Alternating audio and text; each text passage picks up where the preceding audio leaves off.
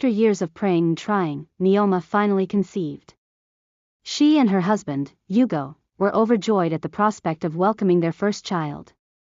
They had been married for over a decade and had almost given up hope of having a child of their own.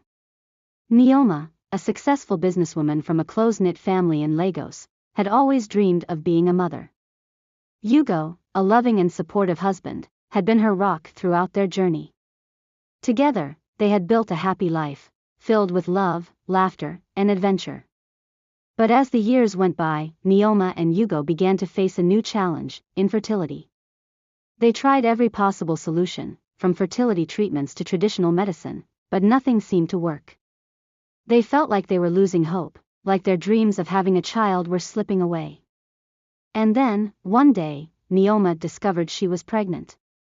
They were both overjoyed, feeling like they had been given a second chance.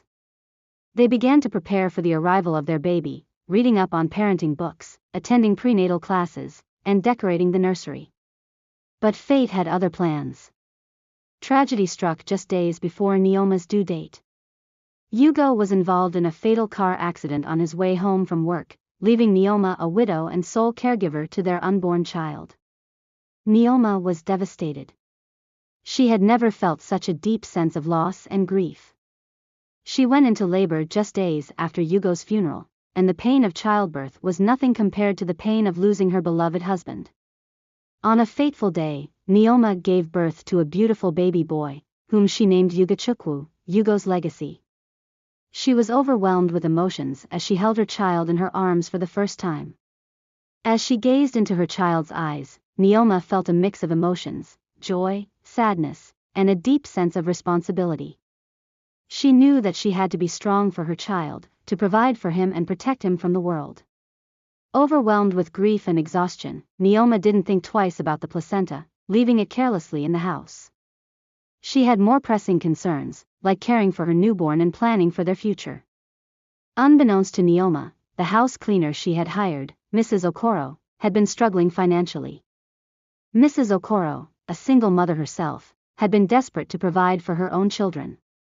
Seeing an opportunity, Mrs. Okoro secretly took the placenta and sold it to a wealthy chief, known for his sinister rituals. Chief Emeka, a notorious ritualist, had been using children's placentas in his dark rituals, believing they held the key to ultimate power. He paid Mrs. Okoro handsomely for the placenta, unaware of the devastating consequences his actions would have. Days passed, and Nneoma began to notice that Ugachukwu was not thriving. Despite her best efforts, the baby's health continued to decline. She took him to the hospital, but the doctors couldn't find anything wrong. One fateful night, Ugachukwu's condition worsened, and he passed away in Nneoma's arms. She was consumed by grief and anger, feeling like she had lost everything. Determined to uncover the truth behind her child's death, Nneoma began to investigate. She retraced her steps, questioning those around her and searching for any clues. As Nneoma dug deeper, she faced many obstacles. She encountered people who didn't want to talk, others who were hostile, and some who seemed genuinely sorry for her loss. But she refused to give up, driven by her desire for justice. And then, one day, Nneoma discovered the shocking truth: Mrs. Okoro had sold the placenta to Chief Emeka, who had used it in his dark ritual. The ritual, it seemed, had come at a terrible cost: the life of Nneoma's beloved child. Nneoma was furious and heartbroken. Nneoma sought justice. She felt betrayed by Mrs. Okoro, She reported whom Chief she had Emeka trusted, and Mrs. and Okoro enraged to by the Chief authorities, Emeka's cruelty. and they were arrested and charged with their crimes. The trial was a media sensation, with many calling for harsh punishment for the perpetrators. Nneoma testified against them, sharing her story and the devastating consequences of their actions. In the end, Chief Emeka was sentenced to life in prison, and Mrs. Okoro received a lengthy prison term. Nneoma felt a sense of closure, knowing that justice had been served. But Nneoma's journey didn't end there. She wanted to share her story with other mothers, to warn them about the dangers of being careless with their child's placenta. Mothers, please be careful with your child's placenta, Nneoma urged. There are evil people out there who will stop at nothing to exploit our innocence. Don't let them take advantage of you. Be vigilant, and protect your children from those who seek to harm them.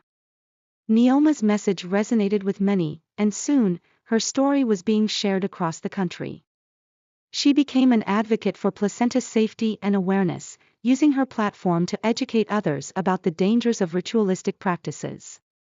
Through her advocacy, Nneoma found a new sense of purpose.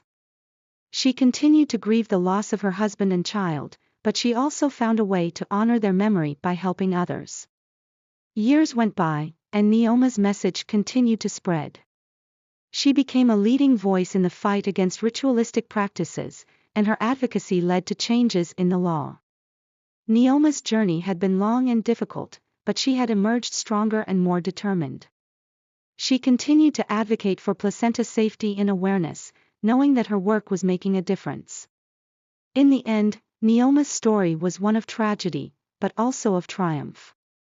She had faced unimaginable loss, but she had also found a way to turn that loss into something positive. Her advocacy had saved lives, and her message continued to inspire others.